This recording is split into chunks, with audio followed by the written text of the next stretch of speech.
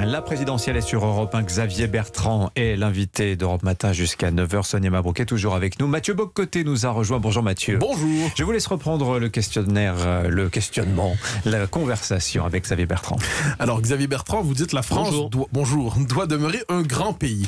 C'est un grand pays qui a par ailleurs de grands problèmes aujourd'hui. Vous évoquez la nécessaire restauration de l'autorité, la reprise en main des flux migratoires, le contrôle des flux migratoires. Ces problèmes n'ont pas commencé il y a 5 ans, ils n'ont pas commencé il y a 10 ans. Comment expliquer le fait que le pays se soit enfoncé peu à peu dans un sentiment d'impuissance? Est-ce qu'il n'y a pas derrière ça une forme de capitulation idéologique trop souvent devant une certaine gauche qui culpabilisait ceux qui nommaient les problèmes? Mais on en revient, vous avez suivi l'entretien avec Sonia Mabrouk. C'est le problème de déconnexion d'un certain nombre de dirigeants. Je pense que c'est avec les 2 chocs pétroliers qu'il aurait fallu changer justement de politique migratoire. Maintenant, je suis absolument convaincu qu'il y a une différence à la façon dont est gérée cette politique migratoire depuis 10 ans et celle qui a été pendant Jacques Chirac et Nicolas Sarkozy, les 2 quinquennat, Nicolas Sarkozy, ministre de l'Intérieur et président de la République, sur ces questions. Il n'y a pas de naïveté, il n'y a pas d'angélisme chez nous. Et c'est la droite républicaine qui peut apporter ces solutions, avec à la fois humanité et fermeté, en faisant la différence entre l'immigration légale, qu'il faut vraiment contrôler et diminuer, et l'immigration illégale, qu'il faut réellement combattre. Une question d'efficacité peut-être, puisque vous en parlez sur les OQTF, les fameuses OQTF. Vous allez donc revenir, si on a bien compris, Monsieur Bertrand, sur les accords bilatéraux de 68 avec l'Algérie. S'ils ne reprennent pas ceux qui n'ont rien à faire sur notre armée, comment faites-vous, alors que l'Algérie, vous le savez très bien, est l'un de nos partenaires essentiels dans la lutte contre le terrorisme? Est-ce qu'on se fâche avec un tel partenaire? Et est-ce qu'ils peuvent se fâcher avec nous? La question se pose dans les 2 sens. Bien sûr que non. Je ne souhaite pas que l'on rompe toutes les discussions diplomatiques avec tous les pays, mais je veux juste leur dire, si vous n'acceptez pas ces règles-là, nous allons changer d'attitude avec vous. Je le dis, vous savez, de façon très calme, très déterminée. Je ne suis pas un énervé, mais je sais pertinemment qu'au moment où nous sommes, si vous ne faites pas respecter les intérêts de votre pays, vous n'êtes pas digne d'être président de la République. Sur les OQTF, vous avez raison. 12% des obligations de quitter le territoire en France sont exécutées. Mais c'est n'importe quoi. Et la moyenne européenne n'a rien à voir avec les chiffres que nous connaissons. Donc il faut que les pays reprennent leurs ressortissants. Soit leurs ressortissants clandestins chez nous, qui n'ont rien à y faire, soit leurs ressortissants condamnés qui, après avoir purgé leur peine, doivent retourner dans leur pays. Donc il faut qu'ils nous délivrent des laissez-passer consulaires. S'ils refusent de délivrer des laissez-passer consulaires, dans ces cas-là, plus personne de ce pays ne rentrera en France. J'y suis prêt. Du chef de l'État jusqu'au touriste, de l'étudiant jusqu'au dirigeant. Et vous savez ce qui va se passer. Mais ils vont changer d'attitude. Là, quand vous avez le ministre, je ne sais plus, c'est le ministre de l'Intérieur qui a fait une tournée dans ces pays à la demande du président de la République. Mais quels sont les résultats derrière? Et quand vous avez, parce qu'il y a les élections présidentielles qui approchent, Monsieur Macron qui dit oui, je vais réduire. Non, il ne faut pas réduire.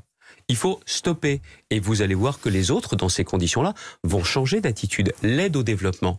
Il faut l'aide au développement. Je pense même qu'il faut la booster pour permettre le développement d'un sujet est plutôt dans ces cas-là, les pays qui ne veulent pas jouer le jeu sur les laissez-passer consulaires, je suis prêt à ce que l'on remette en cause l'aide au développement et ça ne se produira pas parce qu'ils vont changer d'attitude. Remettez-vous en question les accords du Touquet, signés en 2003 par un gouvernement de droite et qui font structurellement de la France le sous-traitant de la question migratoire vis-à-vis des Britanniques, qui aujourd'hui nous font ce chantage menaçant de ne pas nous payer pour un travail qu'ils estiment mal fait.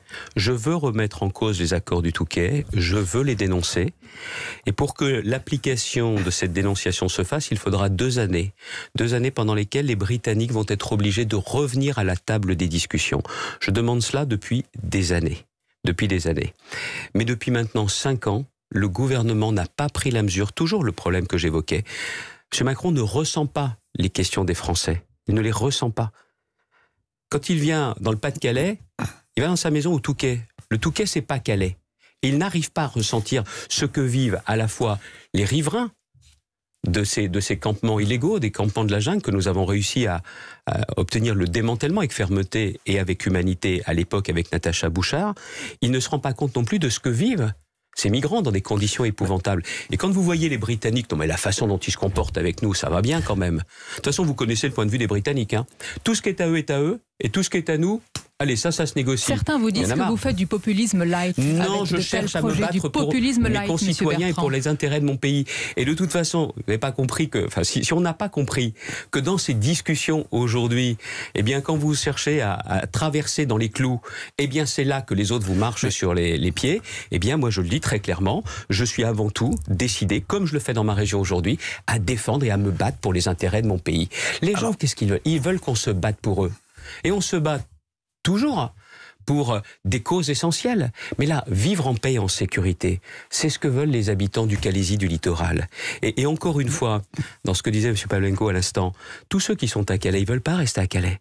Ils veulent aller en Angleterre. Et pourquoi ils sont si nombreux à vouloir aller en Angleterre? Parce que les Britanniques sont des hypocrites. Ils prennent les migrants qui sont payés avec un lance-pierre dans des conditions épouvantables en Grande-Bretagne. Mais quand ils arrivent en Grande-Bretagne, vous croyez quand même que les Britanniques les gardent ou les renvoient? Mais ils les gardent, ça leur fait de la main-d'œuvre bon marché. Question de Mathieu Là aussi, il faut arrêter avec cette hypocrisie. Xavier Bertrand, permettez-moi de revenir sur le constat parce que la chose me semble importante. Je fais référence au débat d'hier soir où il y avait une véritable compétence technique et gouvernementale, peut-être une absence de perspective historique, et d'autres débats, il y a besoin d'une demande de sens dans la société aujourd'hui, une volonté de replacer les choses dans un grand contexte.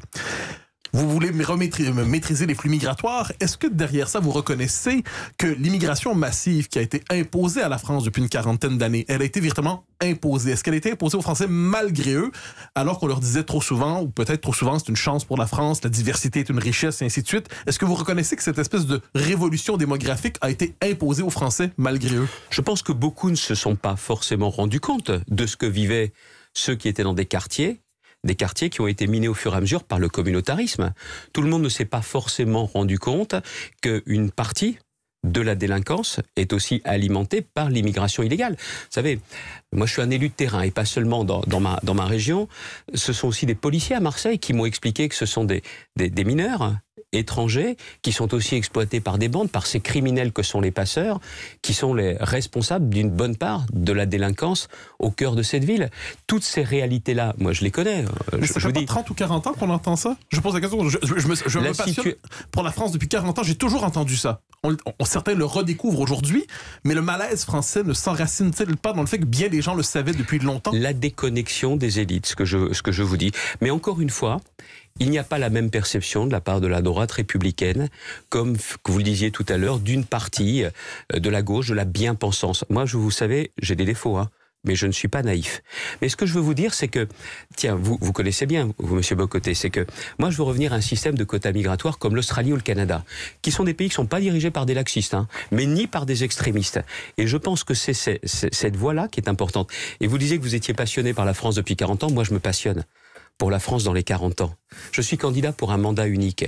Mais ce que je veux, c'est que nous reprenions une bonne trajectoire qui redonne Monsieur confiance Bertrand, à nos concitoyens. vous n'avez pas employé le mot de frontière. Est-il tabou pour vous? Parce que la Pologne a dénoncé, pour qu'on soit concret, l'arrivée de centaines de migrants depuis la Biélorussie. La Pologne dénonce, quant à elle, une invasion migratoire. Certains accusent à l'inverse la Pologne d'instrumentaliser ces migrants en représailles aux sanctions européennes. Qui a tort? La Pologne ou l'Union européenne? Où vous vous placez? Il faut aider la Pologne. Il faut soutenir davantage Frontex dans ses demandes, alors que certains membres de la... Il faut aider la Pologne, dites-vous. Exactement. Mais de quelle manière concrètement cette aide à la Pologne? En soutenant financièrement ce qu'ils demandent pour protéger leurs frontières. Il faut soutenir Frontex, alors même que certains membres au sein de la Commission remettent en cause ce que demande Frontex aujourd'hui. Je suis, Madame Mabrouk, pour une triple frontière. La première, c'est la frontière des pays d'émigration. En disant, nous vous aidons pour votre développement, parce qu'encore une fois, si on ne les aide pas pour leur développement, vous pouvez construire des murs de 10 mètres. Dans 10 ans, ces murs feront 15 mètres. Le choc migratoire n'a pas encore eu lieu et nous avons besoin de les aider à investir davantage pour qu'ils puissent garder leur jeunesse et qu'ils gardent également leurs frontières. La deuxième, et d'ailleurs ce que je vous dis là, c'est ce que je demandais en 2015.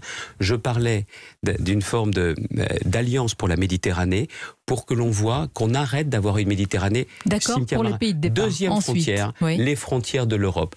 Et les frontières de l'Europe, aujourd'hui, elles ne sont pas. Mais où sont-elles? Elles s'est fermée. Donc, attendez, donc ce matin, Xavier Bertrand défend Varsovie, qui a donc raison dans la défense de ses frontières. devrait aussi aider ces pays européens qui demandent à ce que l'Europe l'Europe soit avec eux. Vous venez de dénoncer les extrémistes. Je pensais que vous alliez me dire sur la Pologne que c'est une instrumentalisation de la part d'extrémistes. Non, je viens de vous le dire encore une fois. Il faut savoir comment nous voulons protéger nos frontières. La frontière de la Pologne, les frontières de l'Europe, elles nous concernent également. Et la troisième frontière, ce sont les frontières nationales.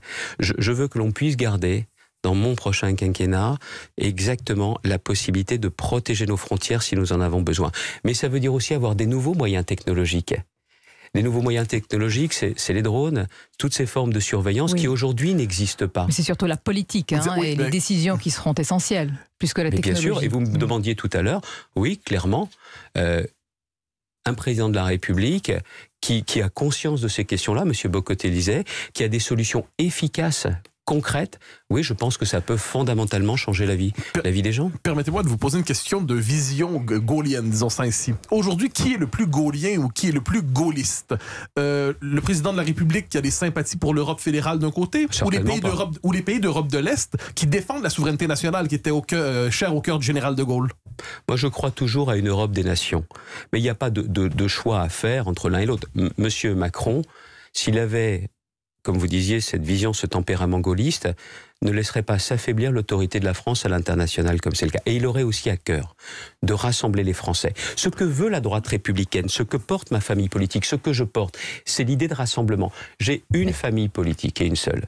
Les valeurs qui sont les miennes, c'est la grandeur de la France, l'autorité, le travail, l'esprit de rassemblement. Mais quelle capitale est la plus gaulliste en ce moment, Varsovie ou Paris? Ça sera Paris à nouveau après le mois de mai. Mais pour l'instant, mais c'est une question cruciale, Xavier Bertrand. Non, parce que vous me demandez si un pays étranger a une conception gaulliste. Il n'y a qu'un général de Gaulle dans un seul pays, la France, même si sa vocation est universelle, même si les références sont telles, et j'ai pas à décerner de brevet de gaullisme à tel ou tel pays. La question, c'est, considérez-vous qu'aujourd'hui la France peut revendiquer une pleine souveraineté dans une Union européenne à tendance fédéralisante? À tendance fédéralisante, jamais avec moi. Oui. Je suis attaché à l'Europe, mais je crois aussi à cette Europe des nations.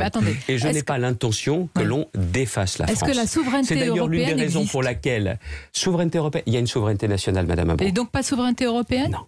Il peut y avoir pour l'Europe la façon de prolonger les intérêts français. Ça, j'y crois. Mais en tout état de cause, la souveraineté, elle est nationale. L'indépendance, elle est nationale. Que l'Europe nous permette également de pouvoir faire davantage en matière industrielle, davantage en matière écologique. La taxe carbone aux frontières d'Europe, il faut la faire. Mais attention, pas à minima.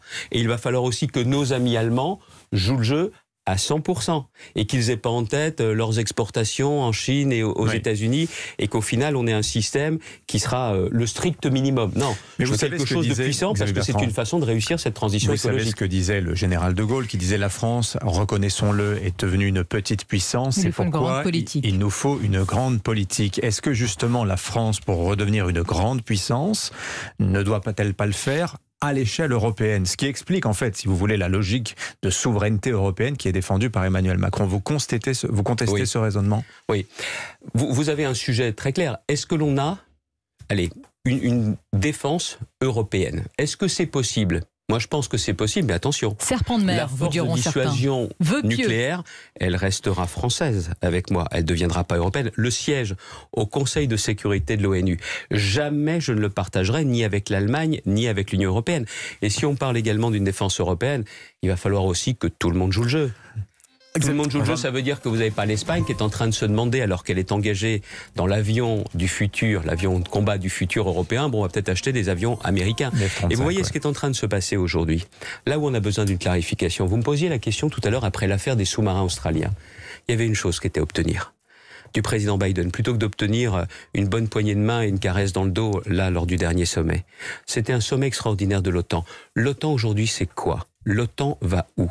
Si l'OTAN est une machine à faire la guerre froide pour commencer, la guerre avec la Chine, moi je vous le dis clairement, si demain je dois changer la nature de nos relations avec la Chine, je n'hésiterai pas à le faire.